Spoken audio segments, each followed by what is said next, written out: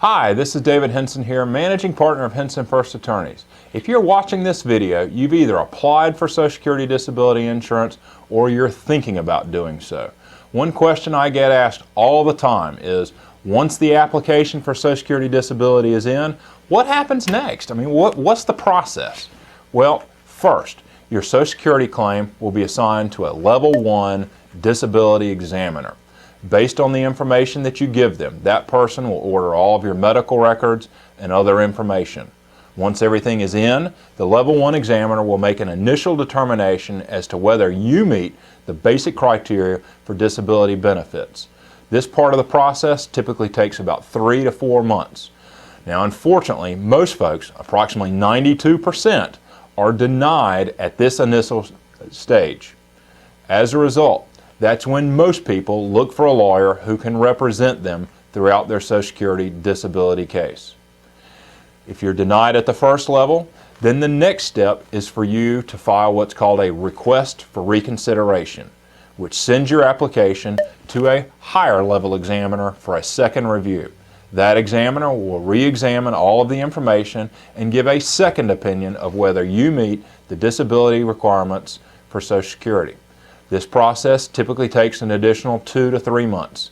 And at this level, about 88% of cases are still denied.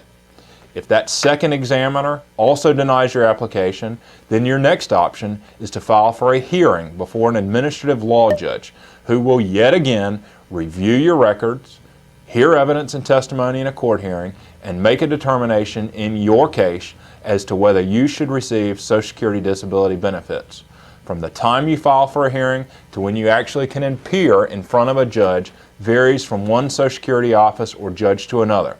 But on average, we currently find that it takes at least another 15 to 17 months. If you haven't hired a lawyer before this step, you'll definitely want one for the hearing.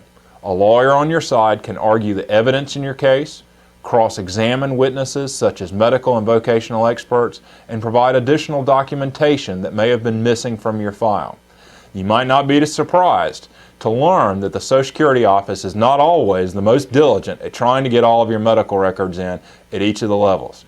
Like all federal agencies, they're overworked, and oftentimes the workers find themselves just pushing papers to keep the system rolling along.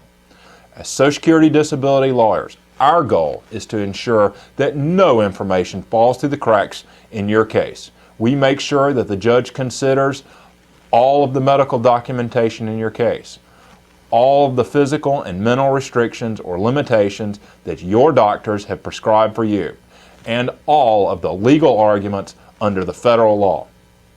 Applying for Social Security disability is a very long process, even if you are ultimately successful. If you have to jump through all of the typical hurdles from first application through hearing, it usually takes 2 or more years to get through the process.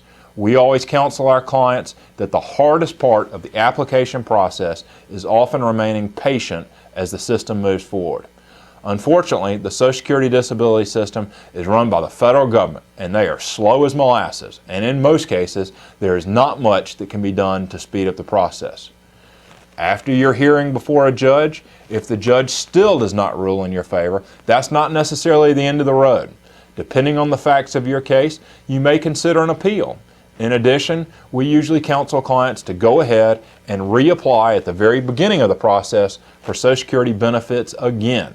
You can reapply as many times as you want. In fact, you can appeal a hearing decision and reapply at the same time, so you can run 2 different pathways simultaneously in the hope that one of the 2 will pan out. Now, you can't collect twice, but you can keep the application appeal process going until you get to a certain part of the process. So, do you really need a lawyer to apply for Social Security disability insurance? Well, I may be biased, but my opinion is that you will always do better with a lawyer than without. Lawyers know the system. We know how to navigate the deadlines you have to meet. We're familiar with the exact information you need to provide, and we're used to jumping through all of the government's many hurdles.